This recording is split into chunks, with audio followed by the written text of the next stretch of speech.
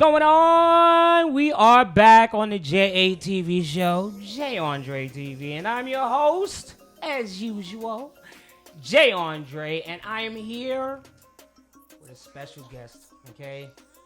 We had a discussion. She said she would do this, and she's here. All the way from France, ladies and gentlemen, show some love, y'all. Pop soul artist, Apolline, y'all, come on! Yeah! Come on! Oh my God. I love when you introduce me like that. Hey, listen, I have that little thing, you know, everybody's loving every single time when I do it. It's good, because, you know, I bring that energy, I bring that flow, you know? I know you. Let's do it. I know you. You know what I mean? So, so to let everybody know, because we was just talking a little bit, but let everybody know, how did you get here? Tell everybody, how did you get here again, please. So I got here biking Biking. and in heels. With the heels on. Obviously. How did that work? I mean, it's just, it's easy. You know what? Last time I was at a party and like it was a brunch of one of my friends and it was a birthday brunch. And then he was like, oh, let's go to that party. And it was just rocks on the floor at that party. And I was in heels, like pretty much those heels. So all night long. Can you run in those? I could if I needed to. How long does it hurt? Can you keep it on and, you know, move around before till it it starts hurts. hurting? Oh, okay. Till it I was about to hurts. say, yeah. Yeah, I'd say like a good 3 hours and then it hurts. 3 hours? Yeah, and then it hurts. That's then not it bad. hurts. But you're on a bike, so you're pedaling. That's not that uncomfortable, you know? You'd be surprised. Right. So, you're from France, I right? am, Which yeah. part? I'm from Lyon. It's like Where? Lyon. Lyon. Oh, y'all teaching me something. That's what's up. Okay. So it's an east city.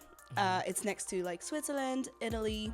It's in that part, right next to the Alps. So that's a beautiful city. Oh, yeah, I know it was close there because I've been to Switzerland once. Oh, I think where? it was called Lugano, Switzerland. Lugano? I don't know. It's like a small, tiny little city in Never heard of Switzerland. it. I don't know. I never heard of it either until I went.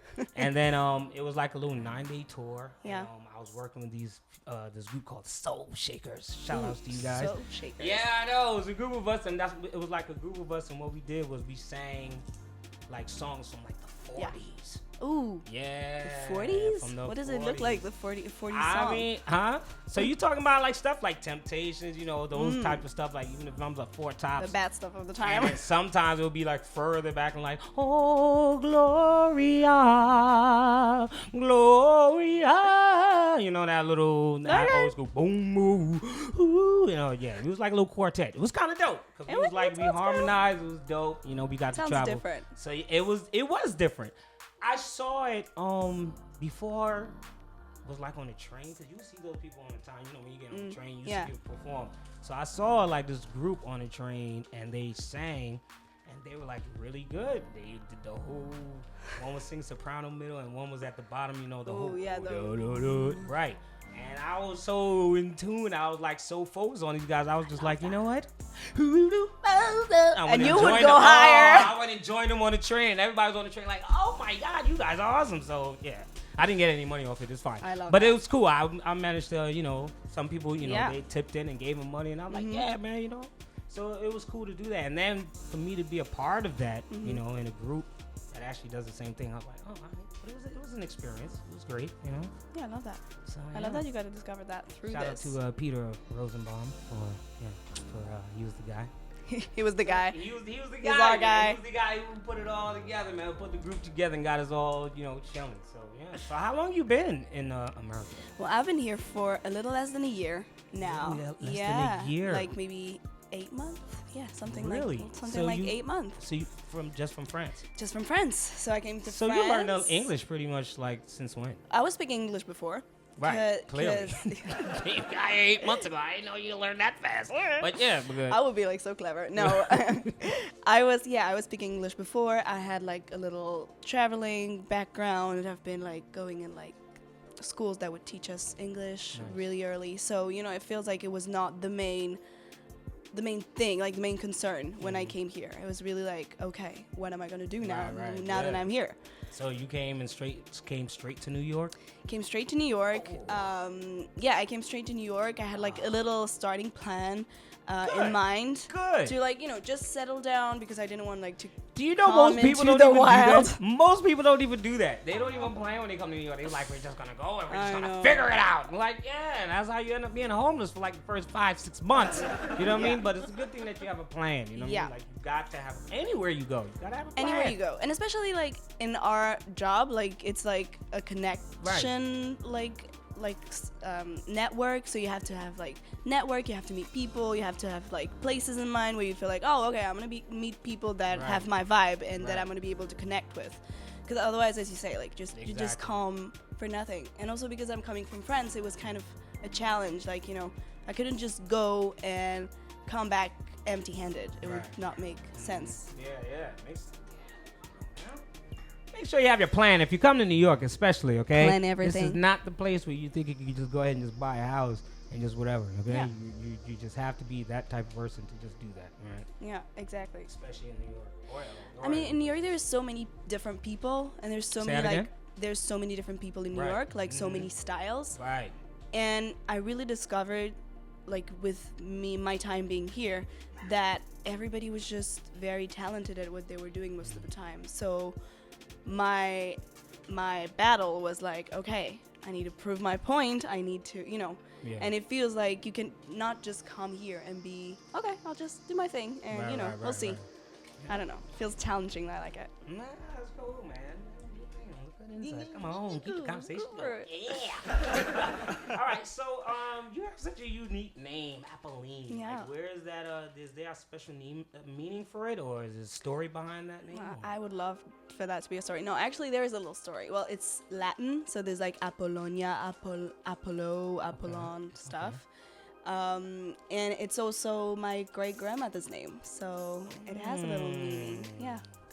Right. So we have that. They used to have that very old tradition, and my great grandmother's from the Caribbean, and they would name their children in French Caribbeans, Martinique. Okay, I got you. Go. Say it again. Martinique. Martinique. Oh, I heard that. Yes. You know it, right? Yes. And they had this little tradition where they would name the children after the saint of the day they were born. And my grandma's born on Saint Apolline's Day, so her name is Apolline. Oh, look at that. That's cute. That's good. Name, so people just throw out names when like, we're just gonna call you that. Yeah, that's so random. I would be so stressed. Names now. I ain't gonna front. Like, and now I'm hearing people's, I'm even hearing some girls and guys with, guys with girls' names and girls with guys' names nowadays. I'm like, what? I don't know. There's some people, I don't know. There's like girls. I heard the middle name. They even had my name in there. Somebody has their middle name? Yeah. There's an actual popular. You don't have a middle name? Huh? You don't have a middle name? No, I'm saying there's women who has my name as a middle my name as their middle name, Jason. There's a popular, and I was thinking about it too when I just thought about it, like there's a popular actress name, wasn't it Jennifer Jason Leigh? Do you know that actress? No, I don't. She's a popular actress. You know about it, Jennifer? Millie Bobby Brown. That's what I'm saying. Yeah, it's like weird. Yeah, that's cute. I guess. But they name whoever they name. Who am I to say anything, right? I'm glad I have my name. This guy's name. Anyway, so tell us the love for music, like where it started. Like, was it something that you like grew up around, like in France, or did it just come back later? Don't get me started on that, Jay. Come on, I'm asking the question. No. Oh my God. Yeah, of course. I mean, I feel like music is something that is within you. I mean, you can discover that later, but I feel like it's always within you. It's not something that you can just made up. But I discovered music so early. I started to sing so early. My mom told me that like at 3 or something, I would start like singing the melodies of some songs I would hear. And so I grew up with that in mind. I would have my first toys microphone, and I would just like sing karaoke all day long. So yeah, and after that, I just wanted to like sing more and sing better and learn my voice better. So I started to take singing class, and I just never really stopped. And around 15 to 16, I met someone that was writing songs, and he made me like sing for those songs that he wrote. So there was not genuinely my songs, but I was still part of an original project. And to be carrying original songs and original writings, it was a whole new exercise for me. And I started like singing lives for those, so it was just so nice. Was singing a little difficult for you?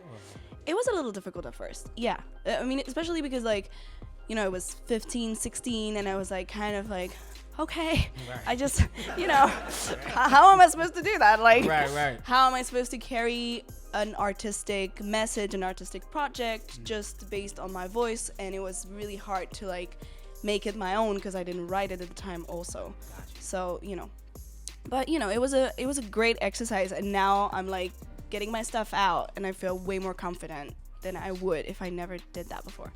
Yes, it is. Confidence. Confidence. Gotta have that confidence. That's what we want. Anyway, so this is nice. You have the soul voice and everything. So were you influenced by who were like your influences? I should say. Yeah, that's a great question. I was kind of thinking about this when I was writing my latest song. And, I feel like I have been massively influenced by Aretha Franklin, like those very big voice of soul and blues. But last time I wanted to be like, just think about who you've been singing and who you've been listening around your house when you were younger.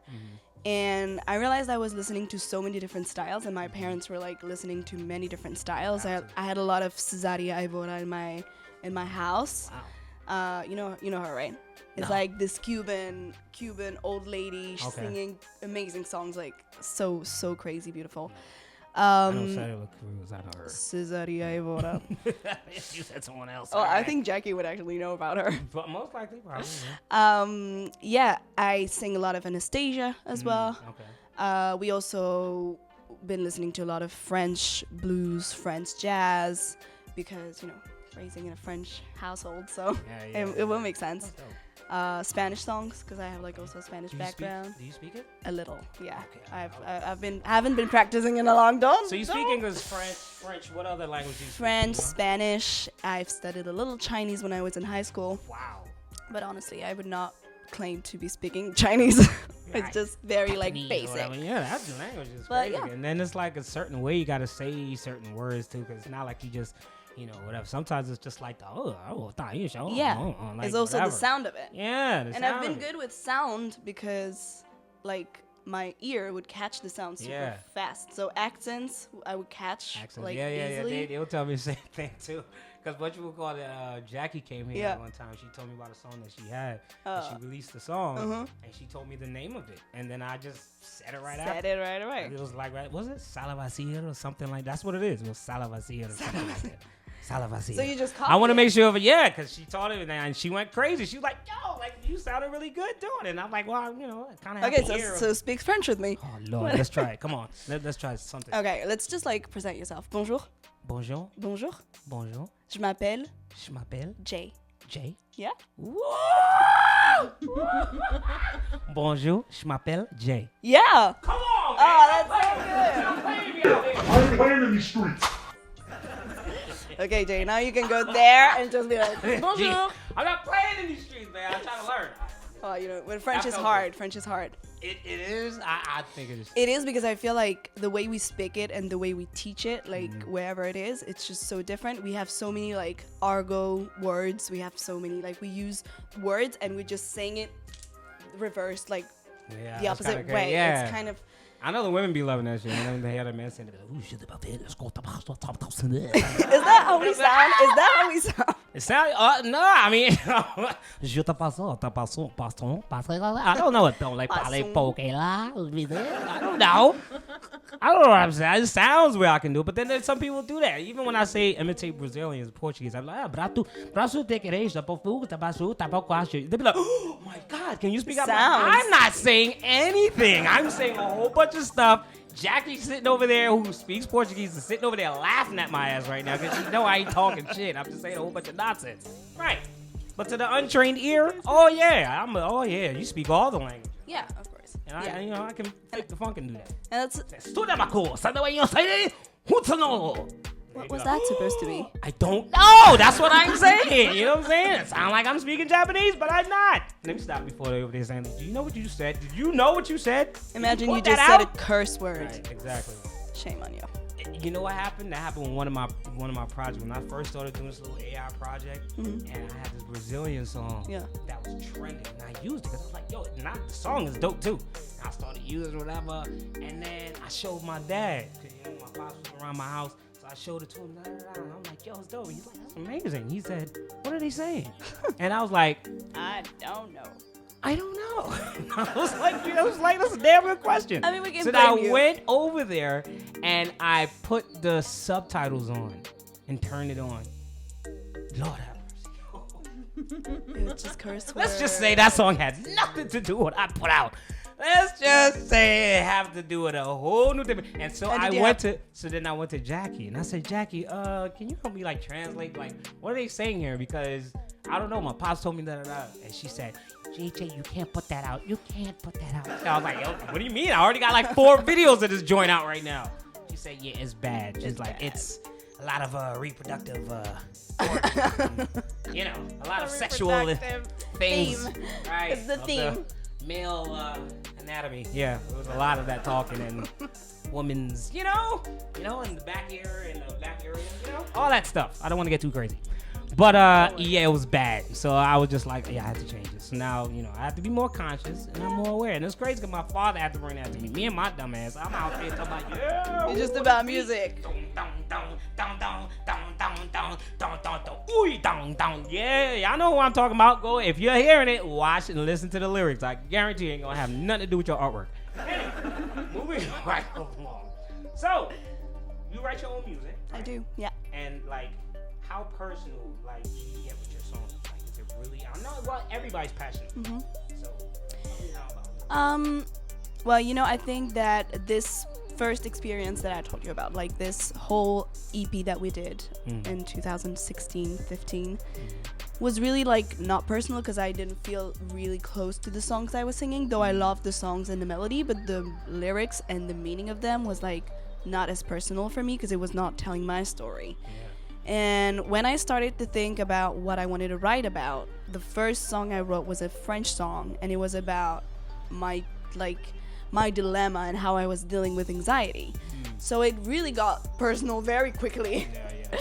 But, I feel like after that I was like, okay, I wrote about that subject, but now I kind of want to just not be about one subject. I feel like sometimes artists, they would wrote a lot about one subject because they really feel the need to.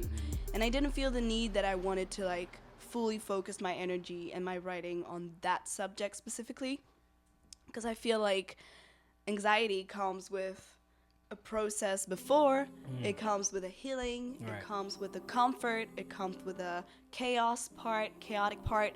So I just was like, okay, I want to do a whole project that is going to reflect every single aspect of whatever struggle you're going through. So I wanted to start with something, I want to go through a couple phases, and Apocalypse is a great example of that. It's putting some light, and it's just telling the story about that girl as just making a mess in her life, and she's just kicking everything she knows so far to just go somewhere else and do something different to have a different result. And it leads to some chaos because you cannot just stay in your comfort zone and expect some different results. So it really is about that. So I think it's very personal, and I like to write personal, but I also like to then just rewrite a little bit to make it relatable for other people as well. Yeah, I mean, I think a lot of people, even when you write personal stuff, even if it's for you, there's always somebody who's going to relate to the same thing, even if it's not the same exact story. Yeah. But it's the same concept, you know what I'm saying? Yeah. Yeah. Could have one that's I'm writing, and my man cheated on me type shit, you know what I'm saying? And girl can relate to stuff like that. That's it. And I think it's important as artists, because I feel like this is what makes your storytelling very personal and relatable for other people. Yeah, music is therapeutic, and when you put out music that you can relate to people, that's therapy for people. You know what I mean? So I believe that. Yeah, that's good. That's dope. personal experience. Personal experience. Have to talk about the deep stuff. Why not? So, what's something about like the French music scene that people outside of France might not understand or know about? Ooh. Well, I feel like French music scene is really niche because I feel like French music industry is not good at like exporting itself, first of all.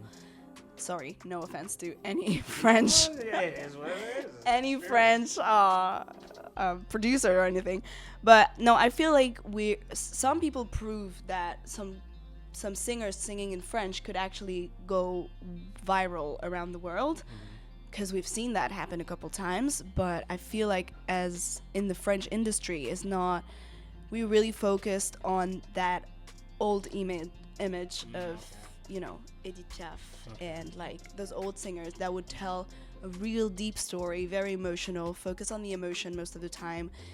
We don't value vocalists really. We value emotion, and we value like sweetness, and we want, especially female singers, we want them to like be sweet and be relatable, be kind of like girl next door kind of profile. Okay.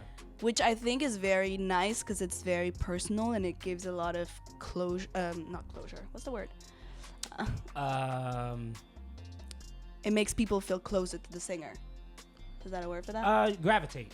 Gravitating? Yeah, you're saying that the singer it gravitates to the person. Yeah, exactly. Yeah, it gravitates to the person and it makes them feel like they relate to the story they're telling. Right. So I feel like this is a big thing in France, and they have that a lot. But I feel it also brings a lot of inspiration around emotion and how they translate emotions in so many ways, because they've been doing that for so long now. Okay, that's what's up. That's something that's crazy. That's something new for me to know. Yeah. Like, wow, like they just, even what you say, like they really don't value, it's just the emotion of it all. Yeah. That's just how it is. Exactly. And we don't have like, see the big vocalists. So somebody could just come through like, and people just be like, Apolline, too much. Apolline, stop it. Where's Adeline? Where's Apolline? We need these guys. I don't know who that guy is. Get him off. That's crazy. Yeah. I mean, that's crazy. And it's one of the reasons I moved also, is feeling that the way I was singing, or the way I would want to sing sometimes, not all the time, but like the way I would sometimes want to like for example, in my latest song, when they say Apolline, like this is not a thing. I was about to that say they would value, they accept. Yeah, no. Right. They'll be like, too loud. Hey. Come on. Gotta get up in the morning. No, you joke. No, yeah. So that definitely is something. All right, that's interesting. That's crazy.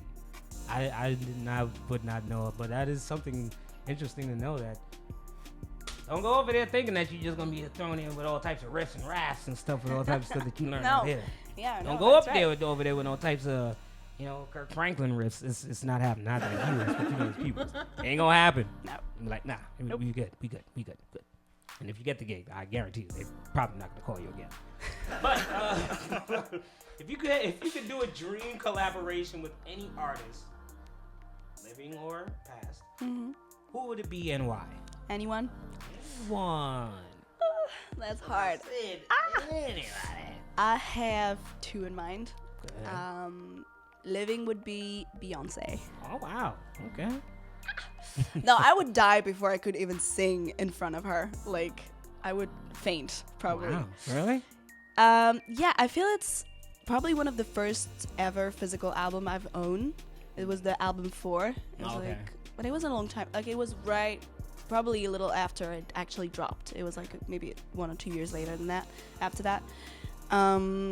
But yeah, and I feel like after that I've been growing up with her as like an artist, and seeing her with like those glitter boots and those shiny and the fear and like energy, bro, for real. The stage and like the shows and the way she was like dancing and singing at the same time, the commitment to her work. I feel like I really came closer to her as an artist by learning about how she works. It's not really just about like the song she makes. She's an incredible singer and she has great songs, but it was really about like focusing on how much work she puts into whatever project she's working on.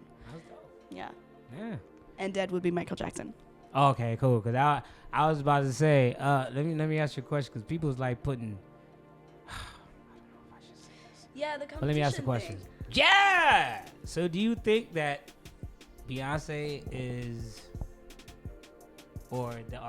should they even be a comparison? Because No. I mean, I'm sorry to say it. Go ahead. Do you think that Beyonce is like surpassed or passed Michael Jackson? Or? No, I don't think so. Because I feel like, well, first of all, she Good answer. also inspires herself a lot. I feel like I passed the test. Like, No, I mean, listen, everybody sees his own, but it's just like, I don't even know why that's even a story. That's almost like a story between LeBron James and Michael Jordan. Lord have mercy, that thing went crazy. But anyway, back to Beyonce. But yeah. Yeah, no, I feel like because she also has a lot of inspiration from Michael Jackson. Right. And she really, like, quote him as an inspiration in so many works that she's been doing, like her costumes, her songs, or whatever. But no, because, I feel like it's also a different era. Like, it's a different generation, and now we have social media, and Michael Jackson did it without social media. You know what I mean? That's my point. And he, like, they've both, what they have in common is that they've been working since they're like 3. But yeah, I feel like it's a different scale for Michael Jackson, in my opinion. I think because, I don't know, maybe because they had different fathers. Michael, I'm sure Matthew knows, was very strict with Beyonce, but he wasn't strict as homeboy, Yeah. Joseph. Because, bro, Michael Jackson, number one, had people passing out at his concerts.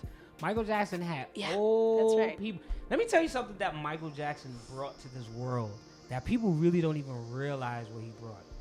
And it was just simple. Kindness and caring for others. Mm-hmm. That's what he did. When Michael Jackson died, he even had thugs crying over him. That's right. He had thugs sitting there talking about, like, damn, Michael, yo, that's messed up. You know how many people I knew from the streets putting up even candles and stuff talking about Michael Jackson? Michael Jackson he spread that love, and people knew. Michael Jackson was gangster in his own right. Like, he had a lot of stuff that, it was, assets and things like that. But in his heart, Michael Jackson was really a nice, caring, sweet person, and people knew that about him. Yeah. He was very serious about his business when it came to, like, working. Of course. But, I mean, when it came to outside of that, he was very kind and, with others. And people saw that. You know what I mean? That's right. Nobody sat there with like, yo, man, Michael Jackson. I've yet to hear somebody say, oh, I hate Michael. I mean, I'm sure there's people who's there. But small percentage. But majority, yeah. Like I said, you had the hood, putting their phones away, giving silence to Michael Jackson. Like, that's crazy. And the power of just being caring and being nice to others, like, and he touched the world with that. That's right. And he's still touching the world with that. They still still talking about his numbers is like rising up even after him being gone. I agree. Yeah, that's true. Yeah, the legacy he has is just. Well, she said she would. Some people I would. would I do also believe some add, people would pass. I would also add Yes.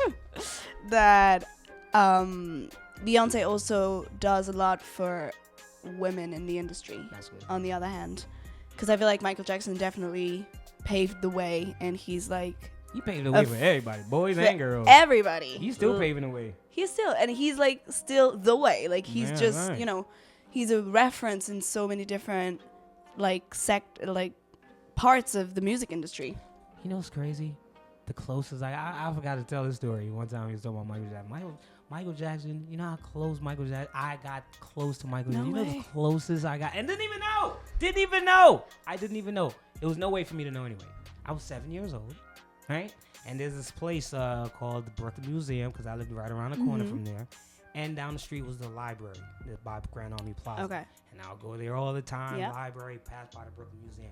There was one time I was watching a Michael Jackson documentary, and this dude had an interview on a Saturday that I literally went to the library. And he was There? at To the Brooklyn Library?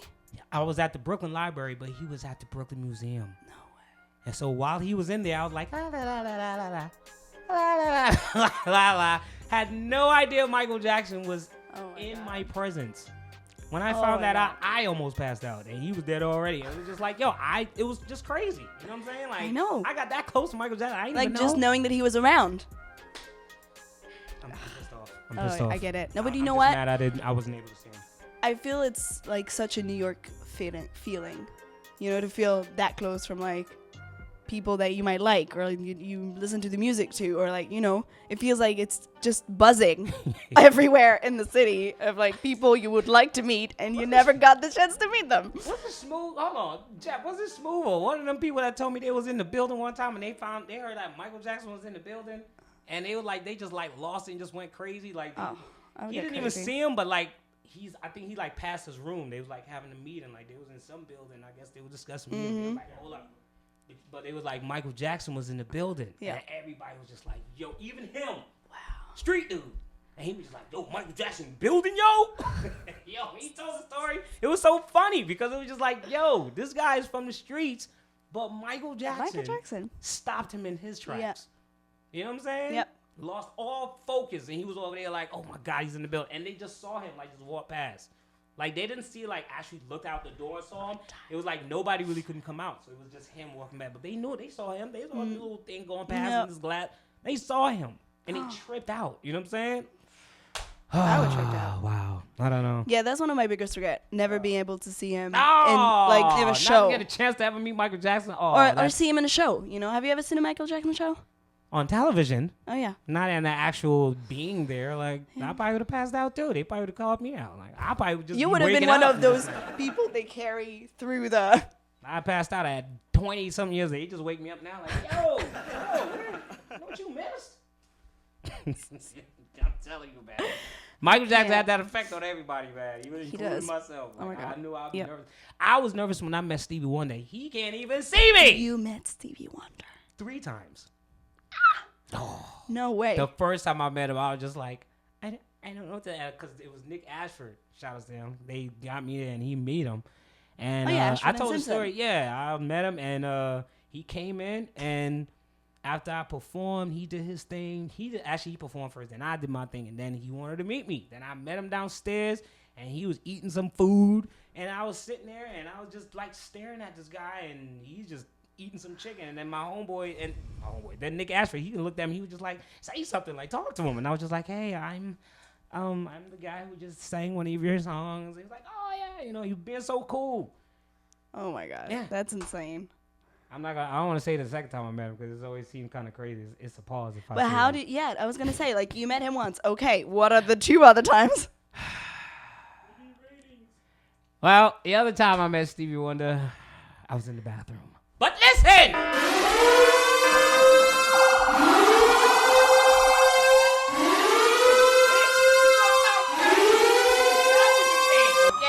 was in the bathroom. See, now I gotta explain this shit, man. It's terrible. But anyway, I was in the bathroom. I went to use the bathroom on the break with the regular V gig. Shout out to Valley. Anyway, so we did a gig a while ago, and I had to use the bathroom. So I went on break, used the bathroom, whatever. I saw a security guard because it was like an all weekend thing that was going on. Somebody was getting married. There was a whole big thing. They rented out. It was in California. Yo, it was crazy. It was just a whole bunch of stars there. Usher was there too.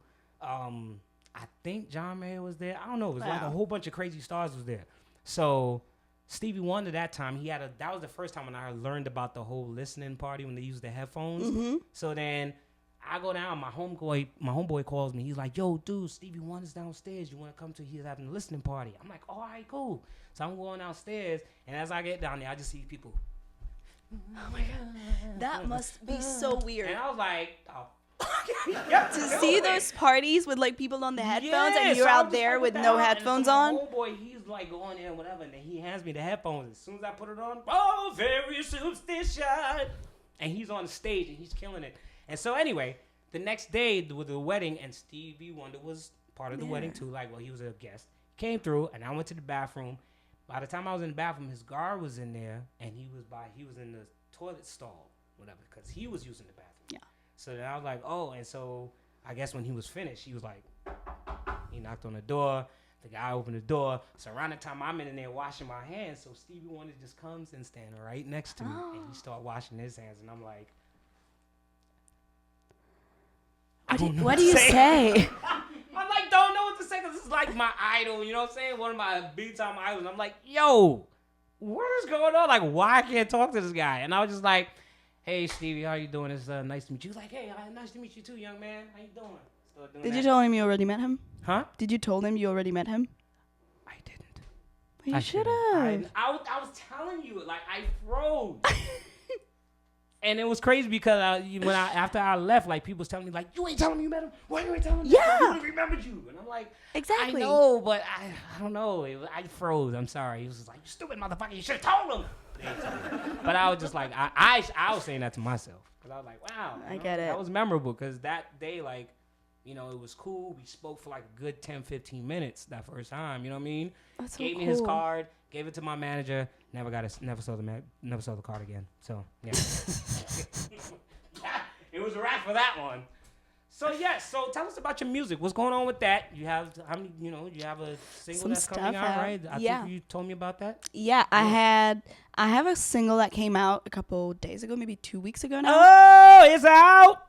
It's out. Tell us about it. It's called Apocalypse. Ooh. Apocalypse. And yeah, it's about that process of getting out there, not really knowing what you're up to, but just knowing that, first of all, you have to do it for yourself to feel like you are fighting for what you want. You're shaking everything you know. You're shaking all your comfort zone away. You just get out there, not really knowing what's out, but just feeling like there's no time to lose. And it's time to go. It's time to do it. You're like in your 20s. It's like the perfect time. You're in your 20s right now? I'm in my 20s right now. How are you now? 25. No kids. You have kids? No. Oh, you shook your head. Oh, I was no. like, yo, no kids? You're like, my I was God, like, no. oh, my bad. Like, No. That's good. Did I get your question? Good. Yeah, Okay, no that's kids. That's what's No. up. So yeah, I've Listen to I personal did life. like some Boyfriend? Anything like that yet? No. Look at you. Single. Yeah, all right. But anyway, yeah, go ahead. We crazy. That's what we do on the show, baby. Come on. Yeah. So, just have nothing to lose really, and also like I did some studies in France. Sorry. I did some studies in France. Apologizing to the mic. Yes, it's Sorry. all good. And it's funny because I know you heard it. Boom. Let's go. Did some studies for 5 years. I've been studying for 5 years. Master degree, all that. Doing the classic, like, Master's students. degree and all that? Yeah. Well, there's some brain out there. Come on, come on. We love them smart. Okay. I'm just playing. Go ahead. So, yeah. And after that, you kind of feel like, oh, I've been doing that for 5 years. And what's next? I don't want to be like an office. I don't want to work in an office. I don't want to do all these things. It's not for me. It's not me. And I will feel like I would sacrifice and cut a part of myself, like cut my leg right away. Like that's easier. So, yeah. And then you just like, okay, I'll just move to the U.S. and, get out there and see what I can do. Okay. Kind of extreme. Don't do that necessarily. Don't do it. Okay. Listen. Okay. So, finish the sentence. Finish the sentence here. Yeah. Okay. So apocalypse and apocalypse. Apocalypse. Apocalypse. So let me ask this question. So finish the sentence here, right? When people are hearing Apolline's music, I want them to feel Empowered. Yeah. Good word. E-word. Empowered. Empowered. All right. That's it? Yeah. I saw you putting the head. Trying to trying do to an put E it with away. like Was it? I think it's this one. No, that's the gangster one. I don't know. I think it's this way. no, Which that's the way? gangster one. This way. I don't know. Nowadays, I gotta be I'm missing careful. an Let me L, stop so doing it's this stuff. This is on camera too. People gonna be like, "Oh word, cut!" Like, no, it was just I was trying to figure out the E. The E. Like, yeah, you gonna be on E in a minute if you keep putting them fingers up. Anyway, so my last question to you: when the lights go out and there's no one else and it's just you, what keeps you going?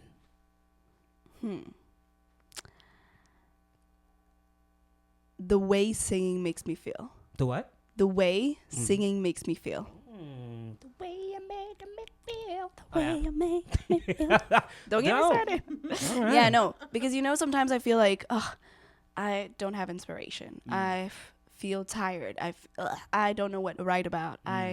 But as soon as I kind of like just focus on the way singing makes my body resonate, the way I hear my voice coming out, my throat, my belly, my face, I'm just like, how good does it feel? Okay, I know why I'm doing this. Nice. Dope, man. We love it. I love it. Everyone loves it. Ladies and gentlemen, put your hands together for Apolline, y'all. Come on! Where's the class? Where's the class? DJ. The goddamn class. We want the class. Oh, damn. It ain't no poetry thing. So, in a second, we want you to do a little segment with us. We have a little studio. So, if you can just do like a little, one of your songs and stuff. Sure. Yeah, and then, and then that'll be good.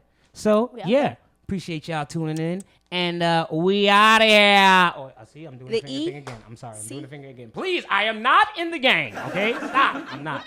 All right. We out of here. Peace out. I have to watch which finger. Peace out. Okay. All right. That's one finger. That's index. Push for something else in me, please do. 'Cause I've waited too long. Feel what your mind has told you so. And keep writing your song. I know mom wanted the best. 5 is always a bet. The 5's all forever gone. Might even be your wrong. I'm gonna fly over the stars and reach up on the skies. What my life is about. I'm not mad at you, I'm not mad, it's true. Want you to understand how to say my name.